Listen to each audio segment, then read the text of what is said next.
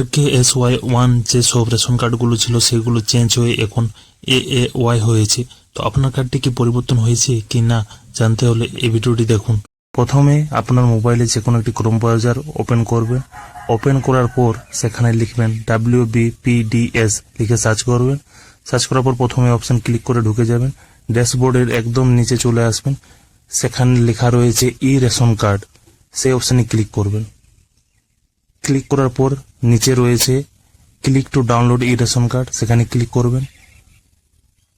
তারপর খুলে যাবে একটি নতুন পেজ। সেখানে আপনার রেশন কার্ডের নাম্বার দেবেন। নাম্বার দিয়ে পর ক্যাপচা দিবেন। ক্যাপচা দিয়ে সার্চ করলে আপনাদের পরিবারের রেশন কার্ডগুলো দেখতে পাবেন। জন ব্যক্তির রেশন কার্ড ডাউনলোড করবেন তার সামনে সেন্ড ওটিপিতে ক্লিক করবেন। তার আধার কার্ডের সংযুক্ত মোবাইল নাম্বারে একটি ওটিপি যাবে। ওটিপিটি দিয়ে কনফার্ম করবেন। তারপর আপনাদের রেশন কার্ডের সংযুক্ত মোবাইল নাম্বারটি কনফার্ম করবেন। কনফার্মের পর ইয়েসে ক্লিক করবেন। ইয়েসে ক্লিক করার সাথে সাথে আপনাদের রেশন কার্ড ডাউনলোডের জন্য চলে আসবে। জন ব্যক্তি রেশন কার্ড ডাউনলোড করবেন তার সামনে ডাউনলোড রেশন কার্ডে ক্লিক করবেন। ক্লিক করার সাথে সাথে আপনাদের রেশন কার্ড ডাউনলোড হয়ে যাবে।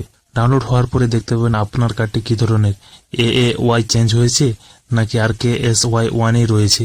ভিডিওটি ভালো লেগে থাকলে অবশ্যই লাইক করবেন। এরকম ভিডিও দেখার জন্য চ্যানেলটি সাবস্ক্রাইব করে রাখবেন।